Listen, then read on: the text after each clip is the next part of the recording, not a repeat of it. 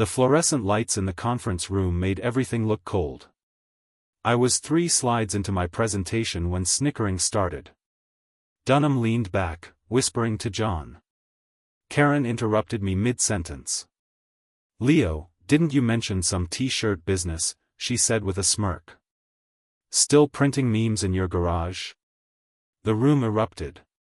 12 co-workers laughing like I was a joke. Dunham doubled over, slapping the table. "Wait," he gasped, "is this the guy who thinks he's getting rich selling shirts?" My face burned. I tried continuing about quarterly reports, but Karen waved me off. "Focus on real work, Leo. Leave entrepreneurship fantasies to people who know business." I forced a smile and nodded, but inside something was building. I packed my laptop with shaking hands while they moved to the next item. Walking out, I heard John say, "Poor guy thinks he's the next big thing." I clenched my fists until knuckles went white. They had no idea what was coming. After work, I drove to the edge of town where nobody from Brightwell would think to look. The storage unit sat between a tire shop and restaurant, looking unredeemable from outside. When I rolled up the metal door, truth hit like a wall. Shelves lined both sides, packed with inventory. Custom hoodies, designer tees, limited drops. Everything organized by size and color. My laptop showed numbers they'd never believe, $47,000 in sales last month. While they made jokes, I was building an empire. My phone buzzed with order notifications. The sound meant money flowing into my account. The sound that meant freedom. I was updating inventory when my phone rang. Wong, my supplier from Guangzhou. If you're watching this, subscribe and let me know where you're watching from. His English was broken but message was clear. "Leo, we need talk. Big P Dunhamlem coming. Other companies copy your designs. They sell cheap, steal customers. But I have big news. Very big opportunity." My stomach dropped. Competition was one thing, but stealing my exact designs was war. "Can we video call in an hour?" "Yes." "Bring coffee. You need be awake." Wong's face filled my screen at midnight.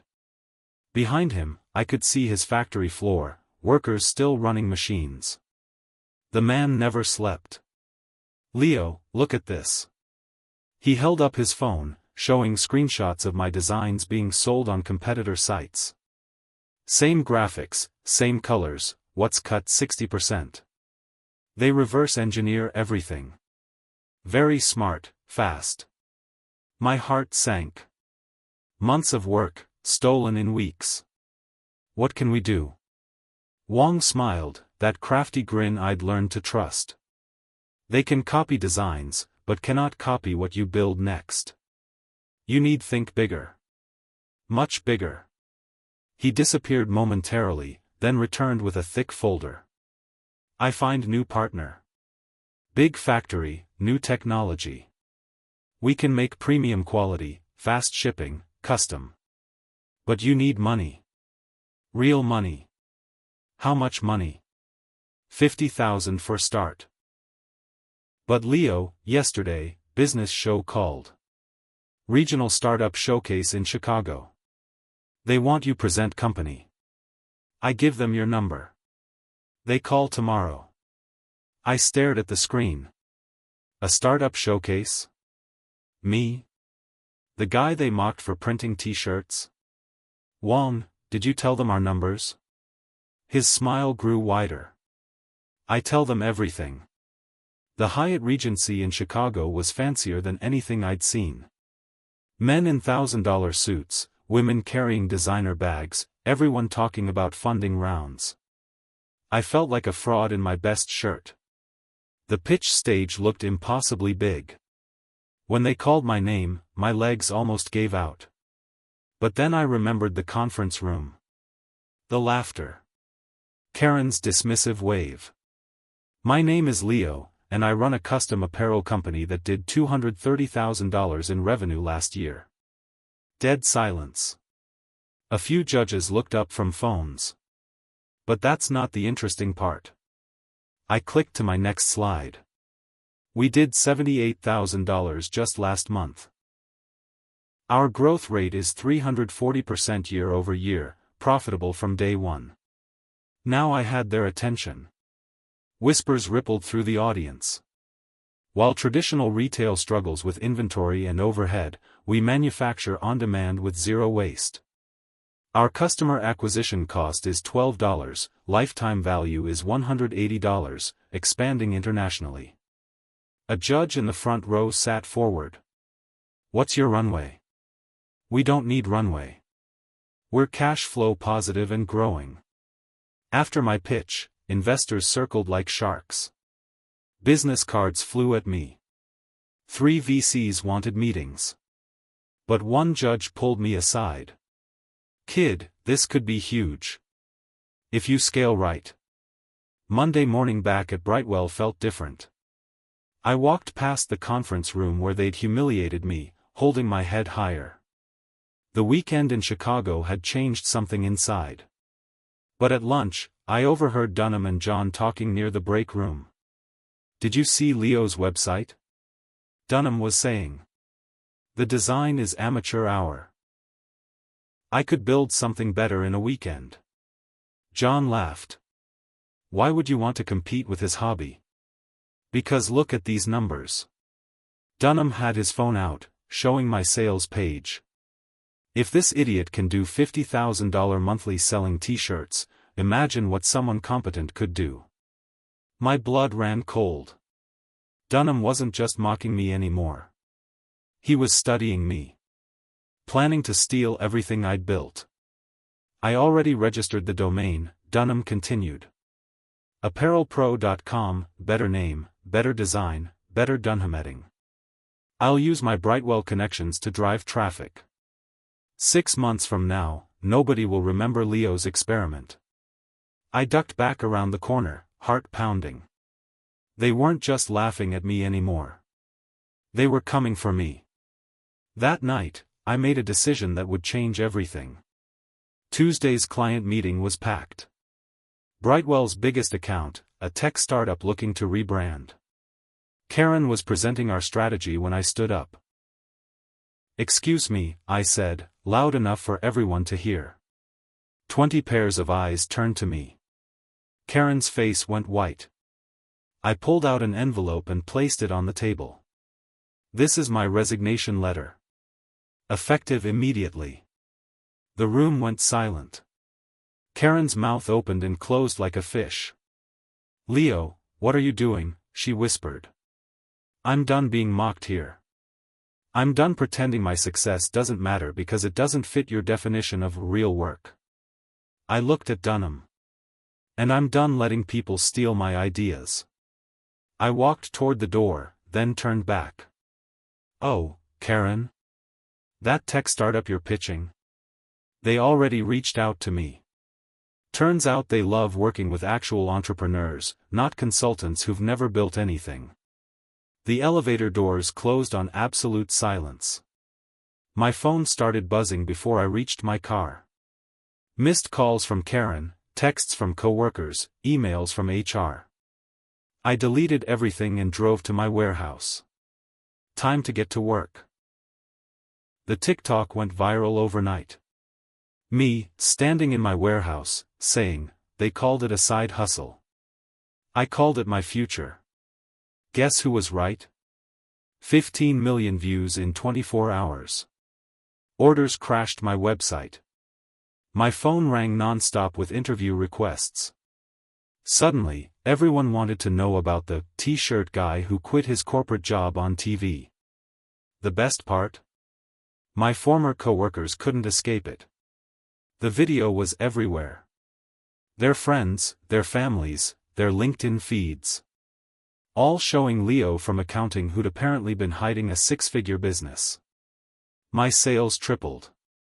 Then doubled again. I had to hire emergency customer service just to handle volume. But the real victory came Wednesday morning. My phone rang, and Karen's name appeared on the screen. Leo, we need to talk, she said, trying to sound casual. Maybe we can work something out. Partnership opportunities. I let her finish her pitch about bringing my expertise back to Brightwell as a contractor. About how we could collaborate on client projects. Karen, I said finally, I'll think about it. But I'd already made my decision. Some bridges are worth burning. The steakhouse downtown was Karen's choice. Expensive, impressive, designed to show how successful Brightwell was. She arrived with Dunham in tow, both wearing fake smiles. Leo. So good to see you doing well, Karen said, air-kissing like we were old friends instead of former boss and employee. Dunham shook my hand too firmly. Man, we had no idea you were killing it like this. Really impressive numbers. They ordered wine, talked about synergies and mutual opportunities. Karen wanted to know about my suppliers, Dunham strategy, expansion plans. Dunham asked about profit margins and customer data. I smiled and gave vague answers, watching them pee Dunham for information they could use. They thought they were being clever, but I'd seen this before. You know what's funny? I said as we finished dessert. 6 months ago, you told me to focus on real work. Now you're here asking for business advice. Karen's smile flickered. We were just being protective. Sometimes side projects can be distracting. Distracting from what? Making you money? The awkwardness stretched until Dunham changed the subject. They paid and left with promises to stay in touch. As I walked to my car, someone tapped my shoulder. A woman in her 50s, professional but approachable. Leo? I'm Jonna Torres. I think we should talk. Jonna's office overlooked Lake Michigan, glass and steel everywhere. Her credentials lined the walls: Harvard MBA, former Goldman Sachs, 3 successful exits. I've been tracking your growth for 2 months, she said, sliding a folder across her desk. Your metrics are impressive. Customer retention, margin expansion, Dunham penetration. You've built something special. I opened the folder. Financial projections, competitive analysis, growth strategies. She'd done more research on my company than I had. I want to invest $500,000 for 15% equity. Cash injection tomorrow if you sign today. $500,000. More money than I'd ever imagined. But 15% of my company, the thing I'd built from nothing. What's the catch? No catch. Just smart money from someone who sees potential. She leaned forward. Leo, you can bootstrap this to maybe $5 million in revenue. Or you can scale with professional backing to $50 million. Your choice. I stared at the term sheet. Life-changing money, but giving up control felt wrong. I need to think about it. Of course. But don't wait too long. Opportunities like this don't stay open forever. That night, my phone rang. A number I hadn't seen in 2 years. Leo? It's Dad. We need to talk. My father sat across from me at Denny's, the same booth where he'd lectured me about throwing my life away by not going to law school. Now his tune was different. Son, I've been reading about your success. Very impressive. I always knew you had potential. The same man who'd called my business a waste of time and money now wanted to take credit. I've been talking to my golf buddies. Rich guys, successful investors. They're interested in backing your expansion. He slid a check across the table. $100,000, no strings attached. Belated investment in my son's future. I looked at the check. Dad's signature, all those zeros. Money that could solve my scaling P. Dunhamlams without giving up equity to strangers. What do you want in return? Just a seat at the table. 10% of the company, maybe a board position. I can open doors you didn't know existed. The same doors he'd never opened for himself. Dad worked middle management at insurance, drove a 10-year-old car, lived in a rental. Now he wanted to ride my success. I appreciate the offer, but I'm doing fine on my own. His face hardened. You're making a mistake, Leo. Business isn't just about good ideas. It's about connections, relationships, knowing the right people. From someone who's never built a business? He grabbed the check back, face red with anger. Fine. Do it alone. But when you fail, don't come crying to me. I watched him storm out, knowing I'd burned another bridge. But some bridges are worth burning. The email hit my inbox Thursday morning, urgent, copyright infringement detected. My lawyer had found it. Apparelpro.com, Dunham's website, selling exact copies of my best-selling designs. Same graphics, same fonts, even product descriptions. They just changed colors and lowered watts. My sales dropped 30% overnight. Customers were confused, thinking Apparel Pro was affiliated with me. My customer service team spent all day explaining that no, we weren't having a sale, and yes, that other website was stealing our work. Dunham had used his Brightwell connections exactly like he'd promised. Their client list became his customer list. His LinkedIn posts talked about disrupting the custom apparel space and bringing professional Dunhametting to an amateur industry. The theft was so blatant it was almost insulting. But my lawyer had good news. We have grounds for a lawsuit, she said over the phone. Clear copyright infringement, trade Dunham violation, pedunhamably unfair competition. We can shut them down and recover damages. How long will that take? 6 months to a year. Maybe longer if they fight it. A year of watching my designs get stolen while lawyers argued in courtrooms. A year of customers thinking I was the copycat. A year of Dunham getting rich off my work. But I had another idea. A better idea. The cease and desist letter hit Dunham on Friday. By Monday, he was posting on LinkedIn about frivolous lawsuits from failed competitors. Some people can't handle competition, his post read. Instead of innovating, they sue. Classic move from someone who thinks selling t-shirts makes them a businessman. The post went viral in our local business community. Comments poured in from people who didn't know the full story. Ridiculous lawsuit culture. Can't compete on merit. Just a t-shirt salesman. My reputation took another hit. Industry groups uninvited me from speaking events. Potential partners backed away. Even some customers started questioning whether I was the original brand. Dunham was winning the narrative war, painting me as a bully who couldn't handle honest competition. But Tuesday night, everything changed. I was scrolling Instagram when I saw it, a post from Austin Rivers, NBA player with 8 million followers, wearing one of my hoodies. Love supporting small businesses doing big things, his caption read.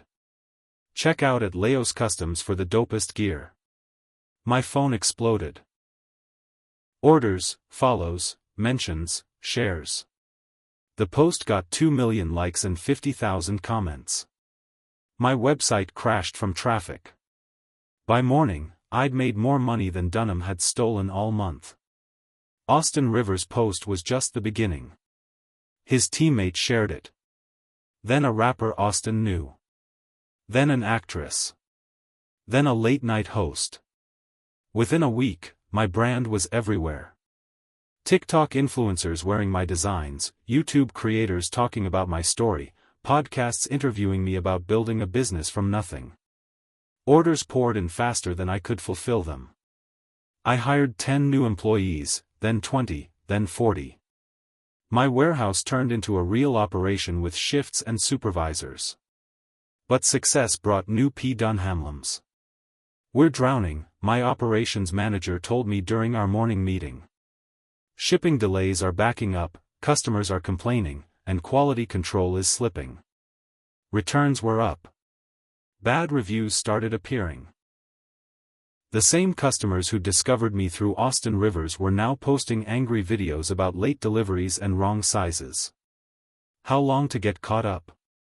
I asked. At our current rate? 6 weeks. Maybe 8.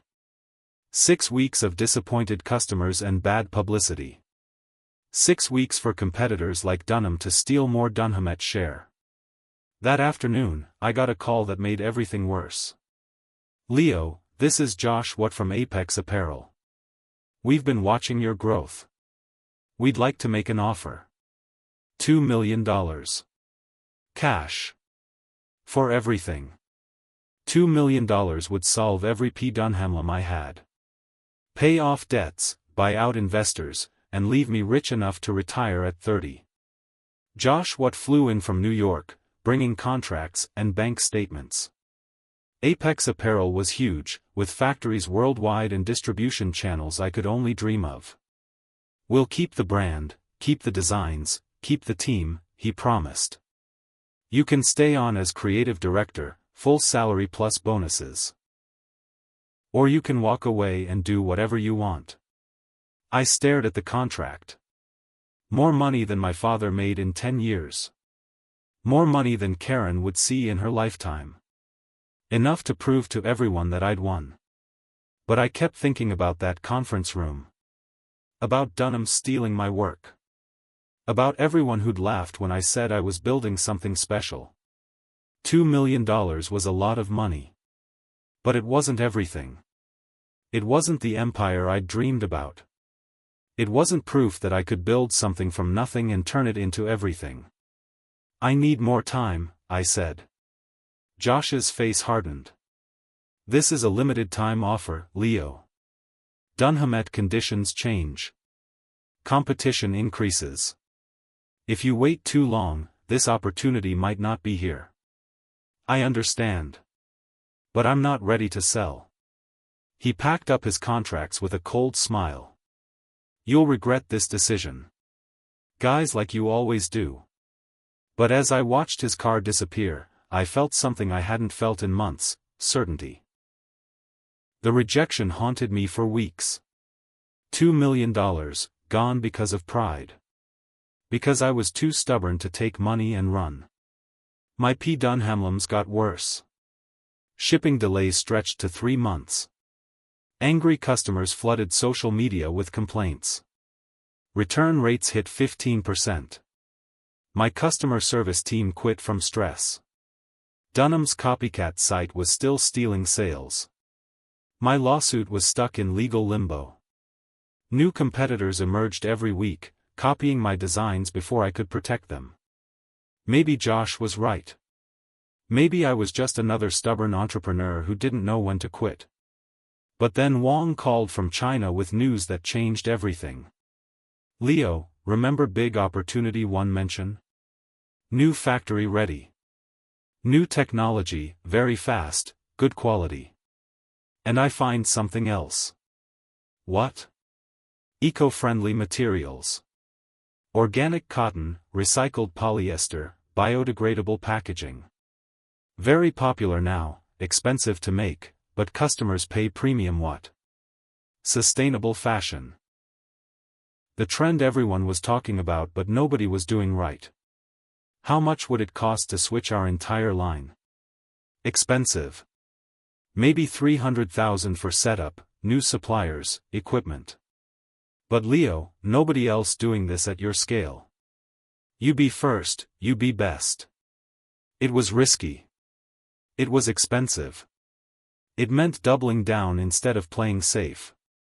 But playing safe had never gotten me anywhere. Let's do it. The eco-friendly pivot took 6 months and nearly bankrupted me. Sourcing organic materials, finding sustainable packaging, educating customers about why our watts were higher. But when we launched Earth First Apparel, something magical happened. Sales exploded. Not just from my existing customers, but from a whole new demographic. Environmental activists, conscious consumers, people willing to pay premium watts for products that matched their values.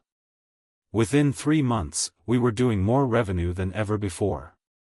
The sustainable angle got us featured in Mega XD employees. We moved to real headquarters downtown, with glass offices and conference rooms that reminded me of Brightwell. Except this time, I was making decisions. That's when Jonna called again. "Leo, I've been watching your evolution. The sustainable angle was brilliant. I'd like to revise my offer." "I'm listening." $5 million for 20%. And I bring my entire network, distribution partners, retail connections, maybe even acquisition targets. 5 times her original offer. And this time, I was ready to listen. Jonna's revised term sheet looked like a roadmap to domination. $5 million in cash, plus access to her network of Fortune 500 contacts, plus a board seat with strategic advice instead of interference. But the negotiation was brutal. 20% is too high, I said. I've proven I can scale without giving up control. You've proven you can survive, Jonna countered. But survival isn't scale. With my backing, you go from $5 million in revenue to $50 million. Without it, you plateau. We spent 3 days hammering out details. Valuation models, performance metrics, exit strategies. I learned more about corporate finance in 72 hours than most people learn in business school. Finally, we settled, $5 million for 10%, with performance bonuses tied to revenue milestones. "You drive hard bargains," Jonna said as we shook hands. "I learned from the best," I replied, thinking about all the people who'd underestimated me. The money hit my account within a week. $5 million, real money that meant real power.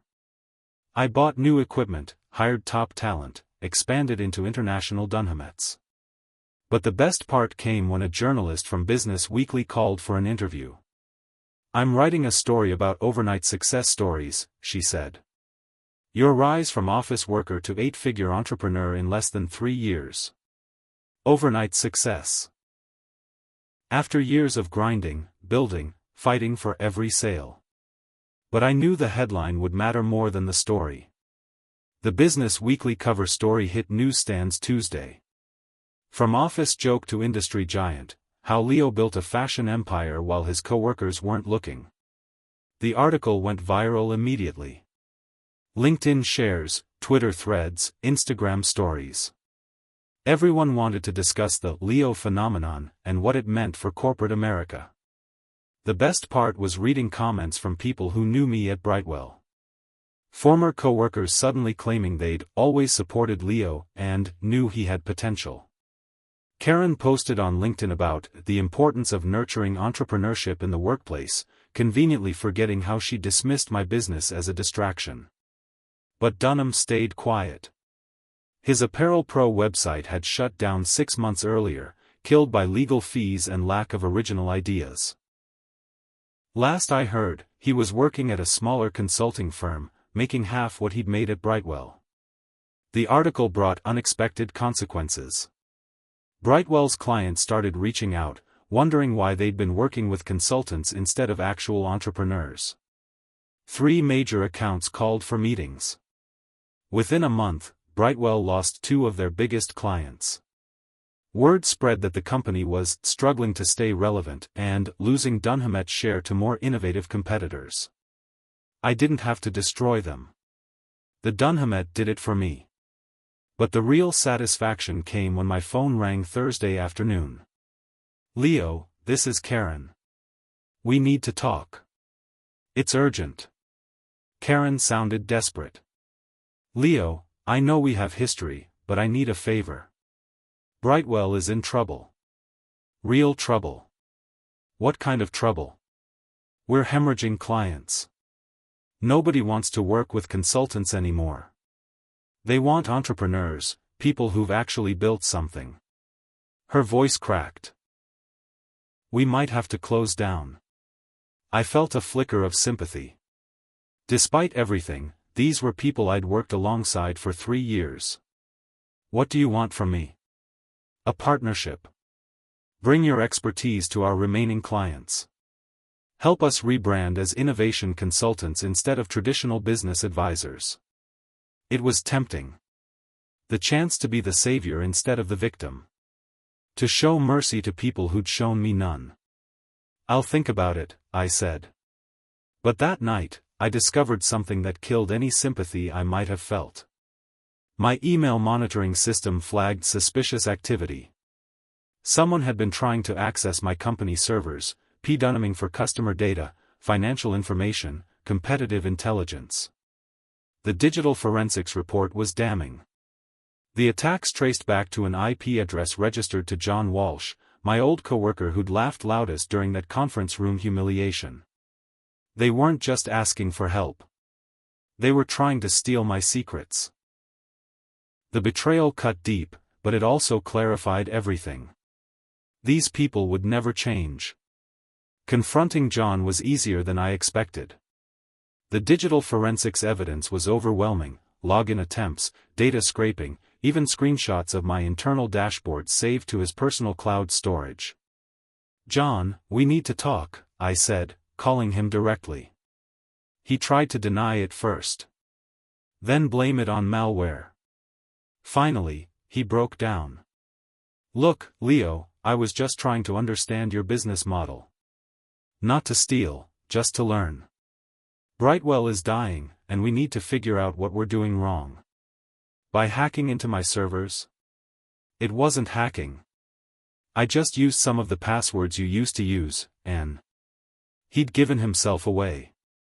The passwords I'd used at Brightwell, that I'd stupidly reused for some business accounts before upgrading security. "John, you committed a federal crime. Computer fraud, corporate espionage. I have enough evidence to send you to prison." The line went quiet for a long time. "What do you want?" he finally whispered. Instead of reporting him immediately, I made a different choice. A strategic choice. "I want you to keep doing exactly what you're doing." "What?" "Keep p-dunhaming my systems. But I'm going to feed you false information. Fake product launches, bogus expansion plans, made-up financial data. And you're going to report it back to Karen and Dunham." I had become the spider, and they were walking into my web. The trap worked perfectly. Through John, I fed Brightwell intelligence about a fake, budget apparel line that would compete directly with their remaining clients' products. Within days, Karen was calling those clients, warning them about my supposed expansion into their Dunhamet and offering emergency consulting services to help them prepare. But the budget line didn't exist. The expansion plans were fiction. The financial projections were fantasy. Brightwell spent their remaining resources preparing for a competitive threat that would never materialize. They hired extra staff, extended their lease, even took out loans to fund their emergency response. Meanwhile, my real expansion into luxury sustainable fashion went completely under their radar. We launched the premium line quietly, targeting high-end retailers and environmentally conscious consumers. The luxury line exceeded our projections by 400%. Nordstrom wanted exclusivity deals. Whole Foods approached us about retail partnerships. Even some celebrities reached out about custom collaborations. While Brightwell was preparing for a fake war, I was winning a real one. The irony was beautiful. In trying to spy on my plans, they'd ignored their actual P. Dunhamlams. Their remaining clients left, their staff jumped ship, and their creditors started calling. 6 months later, Brightwell Consulting filed for bankruptcy. The bankruptcy auction was held on a rainy Tuesday in downtown Chicago. I sat in the back row, wearing sunglasses and a baseball cap, watching the remnants of my former employer get sold to the highest bidder. Office furniture, computer equipment, client contracts, even the glass conference table where they'd humiliated me 3 years earlier. Through Jana's investment network, I'd arranged for a shell company to bid on behalf of anonymous investors. Nobody in the room knew that the mysterious buyer was the same Leo they'd once mocked for selling t-shirts. Lot 47, complete client list, including contact information, project histories, and consulting agreements, the auctioneer announced. The bidding started at $10,000. Other consulting firms jumped in, recognizing the value of Brightwell's former relationships. $25,000. $40,000. $60,000. At $75,000, I nodded to my representative. $100,000 from bidder 23. The room went quiet. $100,000 was more than the entire client list was worth. Going once, going twice, sold to bidder 23. Just like that, I owned the company that had once owned me. The irony was perfect. Every client who'd fired Brightwell, every relationship Karen had spent years building, every business connection that had given them power over people like me, now it all belonged to me. But the real prize came next. Lot 48, Brightwell Consulting corporate assets, including name, trade Dunham, office lease, and remaining equipment. This time, the bidding was slower. Consulting firms were cautious about buying a failed brand.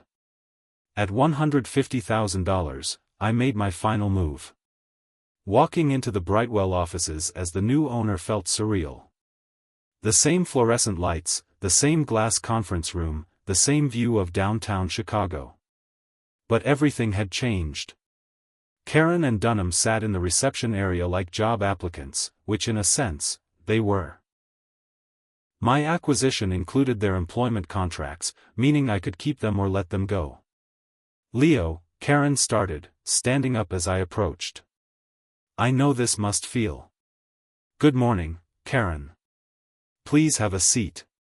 I walked past them into what used to be the managing partner's office. My office now. Through the glass wall, I could see my former co-workers watching nervously.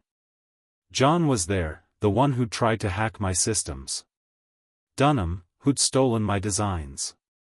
A dozen others who'd laughed when I said I was building something special. My assistant now, brought me coffee and the employee files. Shall I call them in for individual meetings? She asked. No. Conference room. All of them. Just like old times. They filed into the glass-walled room where this whole story began.